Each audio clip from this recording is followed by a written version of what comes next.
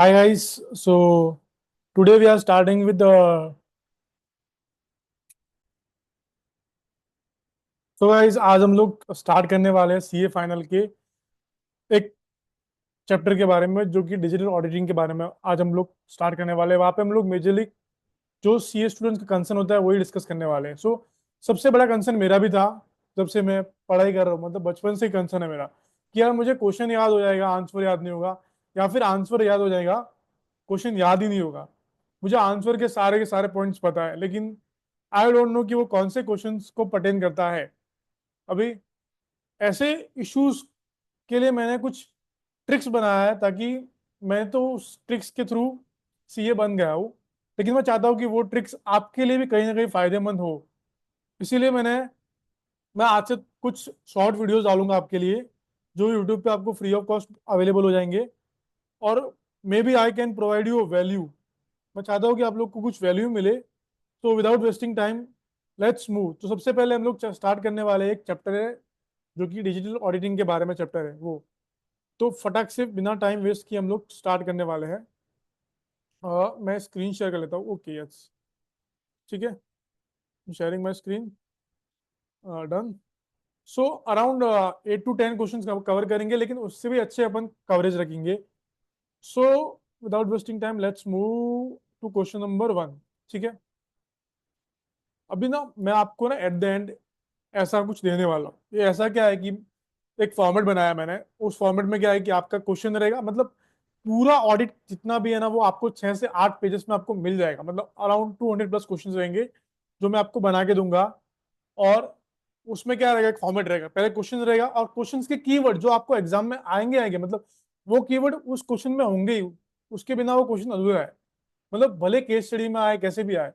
और उसके बाद मैं आपको बाजू में एक पेज नंबर दे दूंगा, और उसके बाद एंड में एक मेमोरी ट्रिक। इसका मेरा मेन मोटिव ये है कि आप जब एग्जाम डे पे रिवाइज करो तो आप पेज पलटने बैठ जाओगे, आपको बहुत कुछ अननेसेसरी मटेरियल मिल जाएगा, लेकिन मेरा फोकस रहता है कि आप क्वालिटी पे फोकस करो, उन क्वेश्चंस को आप फुल्ली कवर करके जाओ। फिर आप अच्छा स्कोर कर पाओगे और कॉन्फिडेंस भी फील करोगे। ठीक है, तो without wasting time let's start. तो पहला क्वेश्चन है यहाँ पे, 1 सेकेंड दिस। सो तो पहला क्वेश्चन क्या है कि एडवांटेजेस क्या है और डिजिटल ऑडिटिंग के एडवांटेज क्या है। तो उसके लिए मैंने एक मेमोरी ट्रिक बनाया है। अभी ये कभी चेंज होने वाला नहीं है। एडवांटेज ऑफ डिजिटल ऑडिटिंग कभी क्या चेंज होगा। तो क्वेश्चन आ सकता है व्हाट आर द एडवांट, मतलब ऊपर केसीडी रहेगा, नीचे आ सकता है what are the advantage of digital auditing. तो उसके लिए मैंने मेमोरी ट्रिक बनाया है कि जब भी डिजिटल ऑडिटिंग करते हैं ना, साइबर सिस्टम ऑडिट हम लोग करते हैं, उससे क्या बेनिफिट होता है। तो देख, पहली बात तो ये है कि वो एनहांस करता है क्वालिटी को, जिससे हमारा कॉस्ट कम हो जाता है और एनालिटिक्स इंप्रूव हो जाते हैं। तो आपको क्या रखने का है, डिजिटल ऑडिटिंग से एनहांस होता है क्वालिटी, ताकि उससे रिड्यूस होता है कॉस्ट और एनालिटिक्स इंप्रूव हो जाते हैं। क्या होता है, एनहांस होता है क्वालिटी, रिड्यूस होता है कॉस्ट और एनालिटिक्स इंप्रूव हो जाते हैं। अभी उसको कैसे खोलोगे, तो बोला एनहांस क्या होता है, तो एनहांस होता है इफेक्टिवनेस एंड एफिशिएंसी। और सेकंड थिंग क्वालिटी क्या होता है, अच्छा होता है, तो बेटर ऑडिट क्वालिटी हो जाता है उसकी वजह से। और थर्ड थिंग अपन बात करते हैं कि रिड्यूस कॉस्ट, तो उससे क्या होता है, आपका कॉस्ट लोअर हो जाता है। और उसके बाद में आपके एनालिटिक्स इंप्रूव होते हैं, मतलब बेटर एनालिटिक्स होते हैं। और इंप्रूव क्या होता है, इंप्रूव रिस्क असेसमेंट आपका हो जाता है, जो इंप्रूव हो जाता है। ठीक है, ये क्वेश्चन नंबर 1 था जो अपन ने कवर कर लिया फटाक से। अभी नेक्स्ट क्वेश्चन कवर करेंगे अपन। ठीक है, नेक्स्ट क्वेश्चन कवर करेंगे फटाक से।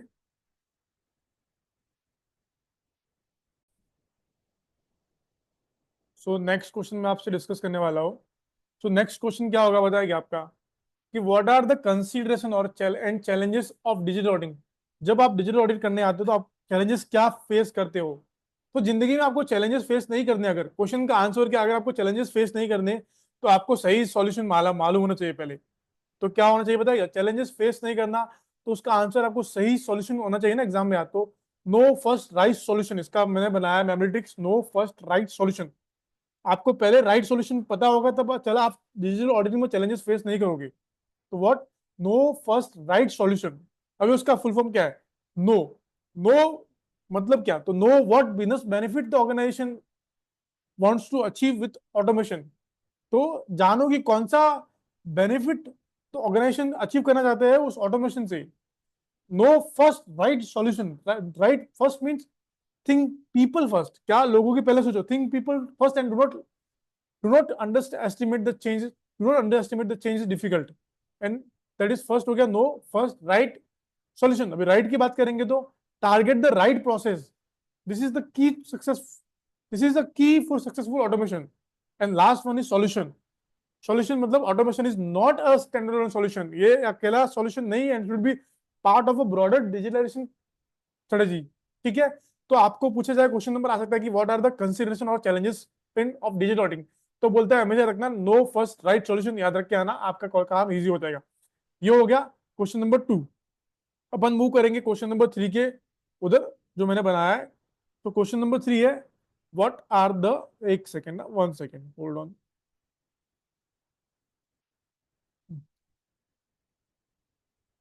सो आपको पूछ सकते हैं ये क्वेश्चन किधर का है, या आपका आ सकता है कि भाई what are the key areas for auditors to understand the IT environment.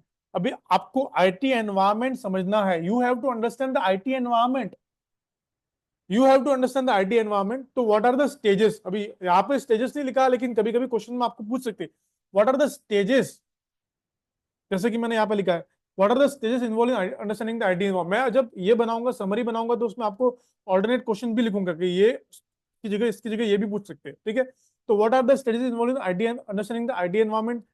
तो इसमें भी सिंपल सी चीज है, इसमें क्या मेमोरी ट्रिक है, अंडरस्टैंड आइडेंट पूछा है ना, understand the IT environment. Understand the IT environment के लिए क्वेश्चन ये आंसर है उसका, इसका जो आंसर है वो स्टार्ट ही क्वेश्चन से होता है। कैसे होता है स्टार्ट क्वेश्चन से कि सी, सी ये आपका बोलता है अंडरस्टैंड आइडिया, तो अंडरस्टैंड से चालू होता है, पहले अंडरस्टैंड करो, फिर आइडेंटिफाई करो, 3 बार आइडेंटिफाई करो, फिर असेस करो। तो बोलता है पहले अंडरस्टैंड करो, फिर यू आई ए मतलब अंडरस्टैंड करो, पहले आइडेंटिफाई करो, 3 बार आइडेंटिफाई करो, एक बार नहीं 3 बार आइडेंटिफाई करो, फिर असेस करो। तो बोला क्या अंडरस्टैंड करें, तो understand the flow of transaction, flow of transaction understand कर दिया। उसके बाद आप क्या करोगे कि जैसे आपने फ्लो ऑफ ट्रांजेक्शन कैसे सिस्टम से हो रहा है आपने अंडरस्टैंड कर लिया आईटी सिस्टम का। ठीक है, नाउ आपको देखना है कि क्या मतलब, फिर आपको आइडेंटिफाई करना है, 3 बार आइडेंटिफाई करना है, एक एक बार हर एक बार अलग अलग आइडेंटिफाई करना है। पहले क्या आइडेंटिफाई करोगे कि क्या जो कंट्रोल्स है वो मैनुअल है कि ऑटोमेटेड है। अभी सिस्टम के थ्रू काम तो कर रहे हो आप, लेकिन उसके लिए जो कंट्रोल्स है वो मैनुअल कंट्रोल है, पर्सन मैनुअली कर रहा है, या फिर ऑटोमेटिक ऑटोमेटिक कंट्रोल है, वो आपको आइडेंटिफाई करना है। सेकेंड थिंग आप क्या आइडेंटिफाई करोगे, सेकेंड थिंग आप आइडेंटिफाई करोगे कि भाई टेक्नोलॉजी कौन सा यूज हुआ है, तो टेक्नोलॉजी आइडेंटिफिकेशन, टेक्नोलॉजी यूज कौन सा हुआ है वो। और टेक्नोलॉजी समझो अब बोलते हैं ना मशीन लर्निंग वाला एआई वाले वो सब यूज कर दिए गए हैं, तो अभी उसमें से अपने को लास्ट फिर कुछ सिग्निफिकेंट सिस्टम कुछ यूज किया रहेगा ना, तो वो आइडेंटिफाई करने का। और उसके बाद लास्ट पॉइंट अपने बोला ना अंडरस्टैंड आइडेंटिफाई एंड असेस। तो आप असेस क्या करोगे, तो आप असेस करोगे कॉम्प्लेक्सिटी कितनी है आईटी एनवायरनमेंट के अंदर, कितनी कॉम्प्लेक्सिटी है वो आपको असेस करना है। तो सिंपल से अगर आपको क्वेश्चन पूछे कि what are the key areas for auditors to understand the IT environment, तो सिंपल सी बात रखना है अंडरस्टैंड, अंडरस्टैंड से चालू करने का, understand identify and assess. Understand identify and assess, understand क्या करोगे फ्लो ऑफ ट्रांजेक्शन, आइडेंटिफाई क्या करोगे 3 बार आइडेंटिफाई करोगे, 3 बार आइडेंटिफाई करोगे, आइडेंटिफाई करोगे भाई मैनुअल कंट्रोल है फिर ऑटोमेटिक कंट्रोल है। और सेकंड थिंग आइडेंटिफाई करोगे कि क्या कौन सा टेक्नोलॉजी यूज किया और उसमें से सिग्निफिकेंट सिस्टम कौन सा है। और ऐसे ही आप आइडेंटिफाई किया, अभी आप असेस करोगे कि भाई क्या असेस करोगे कि कॉम्प्लेक्सिटी कितना आईटी एनवायरनमेंट के अंदर। ठीक है, ये कर दिया आपका एक क्वेश्चन। अगर 5 मार्क का क्वेश्चन रहेगा तो 5 मार्क जेब में। ठीक है, सो नेक्स्ट क्वेश्चन की अपन बात करेंगे, वो भी एक मिलता जुलता क्वेश्चन है, उसको भी मैंने अच्छे से फ्रेम करके रखा है कि आपको याद हो जाए। ठीक है, तो एक क्वेश्चन पूछता है कि describe the types of IT dependencies. ये मॉड्यूल में किधर है, ये रहा मॉड्यूल में क्वेश्चन, यहाँ पे है पेज नंबर 12.15 पे है।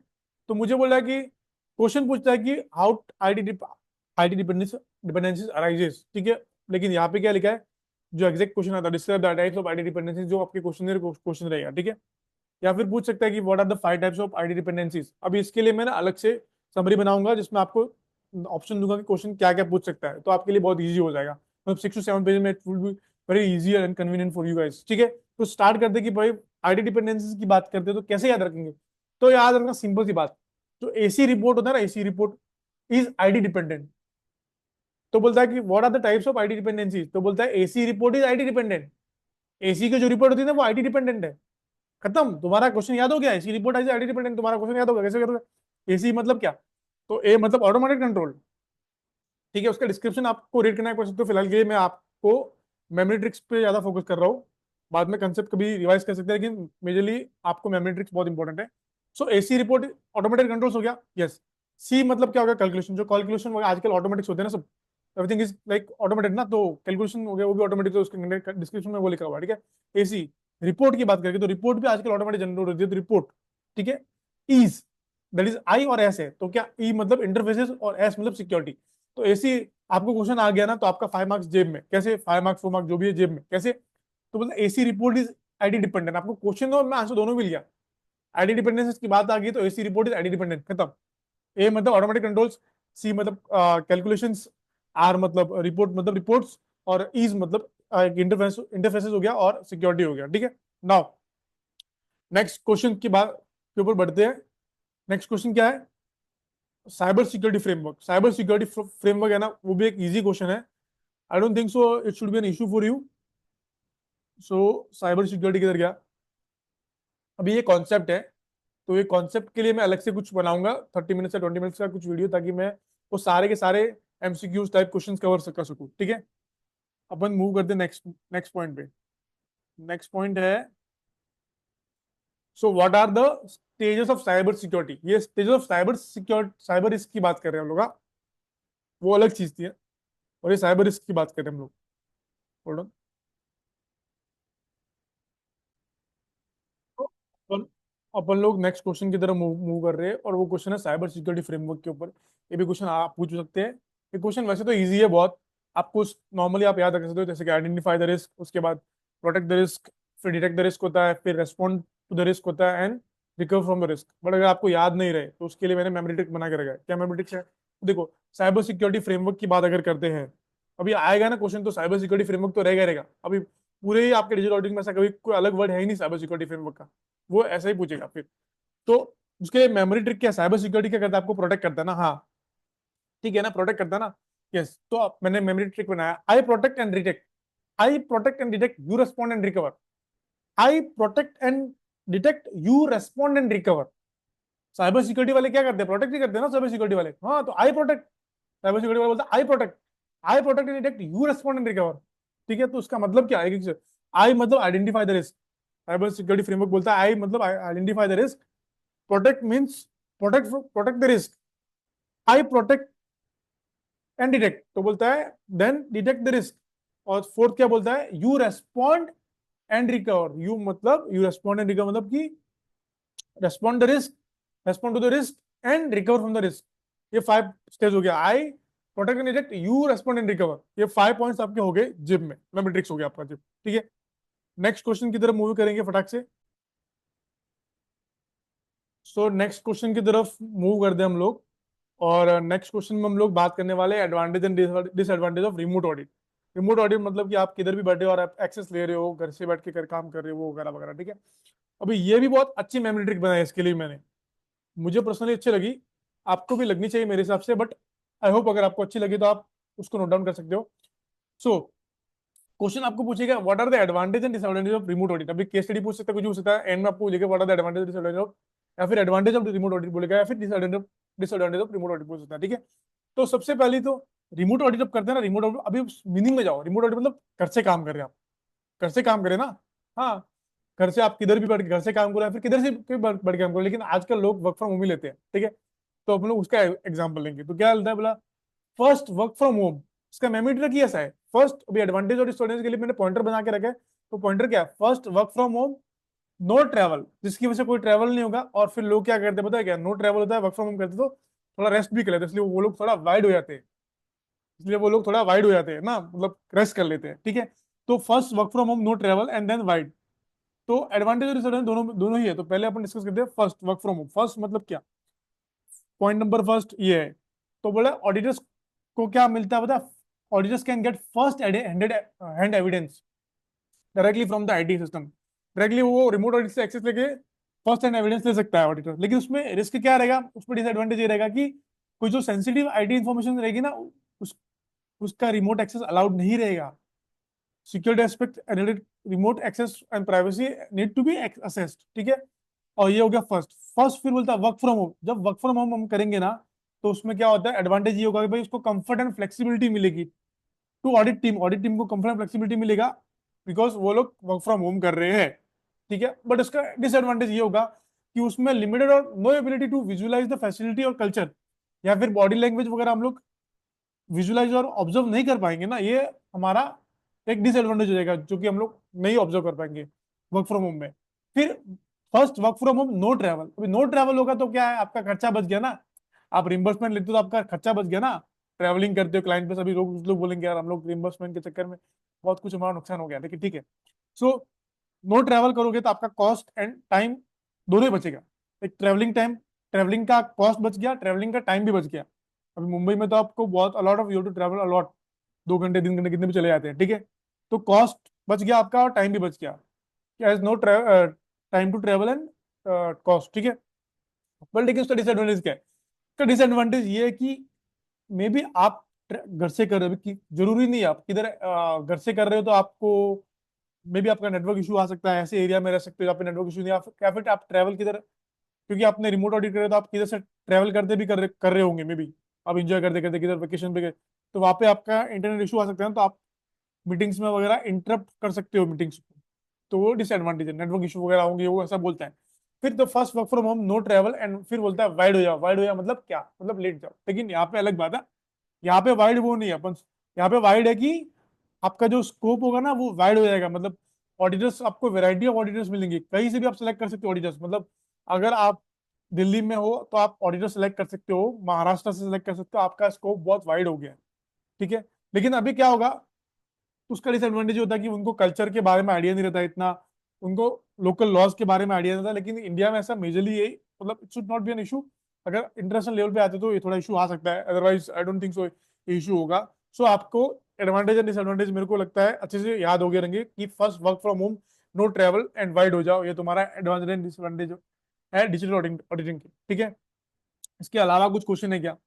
उसके अलावा भी एक क्वेश्चन है, 1 सेकेंड।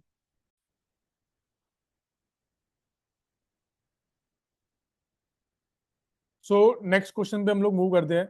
वो नेक्स्ट क्वेश्चन क्या है, डेटा एनालिटिक्स की कुछ टेक्निक्स है उसके बारे में हम लोग डिस्कस करने वाले हैं। तो क्वेश्चन आपको पूछ सकते हैं कि what are the some popular tools use across the country as a part of the CAAT, या फिर एग्जांपल ऑफ डेटा एनालिटिक्स, दोनों ही एक ही बात है। एग्जांपल्स क्या डेटा एनालिटिक्स के, या फिर what are the popular tools use in CAAT। अभी आपको पूछे ना, अगर आपको क्वेश्चन आ गया डेटा एनालिटिक्स के एग्जांपल क्या है, डेटा एनालिटिक्स मतलब आपको कैट याद रखने का, CAAT छोड़ो, आप बोलो कैट, बिल्ली, कैट बोलो, कैट, क्योंकि कैट के थ्रू आपका आंसर याद होगा, ठीक है। तो कैट बोलते हैं ना, कैट, तो कौन से टेक्निक्स है, तो बोला कैट मतलब सी पे आता है, अल्फाबेट में आप स्टार्ट करते हैं ना, तो कैट कहाँ पे आता है, सी पे आता है, CAAT ना। तो आपको स्टार्ट करना पड़ेगा ए से सी तक जाना पड़ेगा आपको। ए मतलब ACL, that is audit command language हो गया, पहला टूल्स। सेकेंड, एक और बार ए, क्योंकि CAAT में 2 बार ए है, इसलिए आपको दूसरा ए आ गया, दैट इज ऑल्ट्रिक्स, CAA। तो ए से स्टार्ट हो गया, 2 ए हो गया, बी पे चलते हैं। बोलता है बी की बात नहीं, लेकिन बी तो बोलना ही पड़ेगा ना, तो बोला है पावर BI की बात करेंगे फिर यहाँ पे। पावर BI हो गया जो कि दूसरा थर्ड टूल हो गया, और लास्ट में हम लोग CAAT मतलब ABC तक जाना है अपने को। तो लास्ट में अपना सी क्या है, केसवेयर है, केसवेयर है, ये अपने ऑडिट, ये अपने सी कुछ टूल्स है which are use across the industry as a part of CAAT, ठीक है।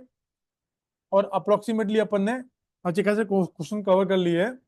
नाउ नेक्स्ट क्वेश्चन की तरफ मूव करेंगे, 1 सेकेंड।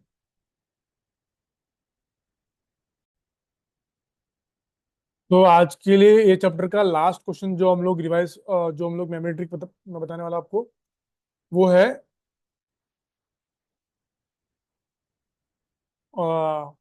ऑटोमेटिक टूल्स के बारे में। क्वेश्चन किया, what are the example of automatic tools in audit, automatic tools in audit के एग्जांपल्स क्या, what are the example of automatic tools in audit.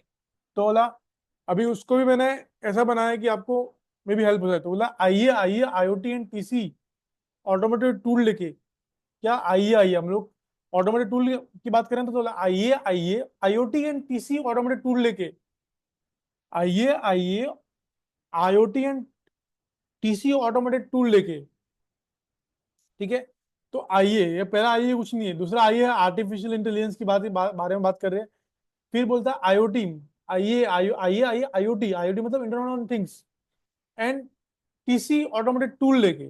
तो TC रहेगा ना वो ऑटोमेटेड टूल लेके, टी मतलब क्या होगा, टी मतलब टोकन की बात कर रहे हैं, जो कि नॉन फंजिबल टोकन है, नॉन फंजिबल टोकन की बात कर रहे हैं आप लोग, ठीक है। और सी, और टीसी मतलब, सी मतलब चेन, जो कि ब्लॉक चेन की बात करें हम लोग, तो टीसी मतलब ब्लॉक चेन। सो आइए आइए आइए आइए IoT and TC automated tool लेके, आइए आइए IoT and TC automated tool लेके, इससे आपका क्वेश्चन याद हो जाएगा। आइए मतलब क्या, आर्टिफिशियल इंटेलिजेंस, आईओटी मतलब internet on things, internet on things, and TC automated tool लेके, टीसी ऑटोमेटेड टूल लेके आएंगे, तभी तो ऑटोमेटेड टूल का आपका आंसर होगा। ठीक है, तो टी मतलब आपका टोकन है कौन सा, नॉन फंजिबल टोकन है, और सी मतलब चेन है, ची मतलब चेन है, चेन कौन सा चेन है, ब्लॉक चेन है। ठीक है, ये आपके क्वेश्चंस हो गए, डिजिटल ऑडिटिंग के अच्छे खासे क्वेश्चंस हो गए। और अभी इसके जो कुछ कॉन्सेप्ट रहेंगे, मैं उसका एक शॉर्ट वीडियो बनाऊंगा ताकि एमसीक्यूज में आपकी हेल्प हो जाएगी। डायरेक्टली मैं बनाऊंगा कि डायरेक्टली उस वर्ड का मतलब क्या है, फटाक से आप रिवाइज करोगे, उसको एक बार देख भी लिया तो आप एमसीक्यूज निकाल दोगे आपके इजीली। ठीक है, thank you guys for watching this video. I hope आपको कहीं ना कहीं ये वीडियो हेल्प आएगा। थैंक्स।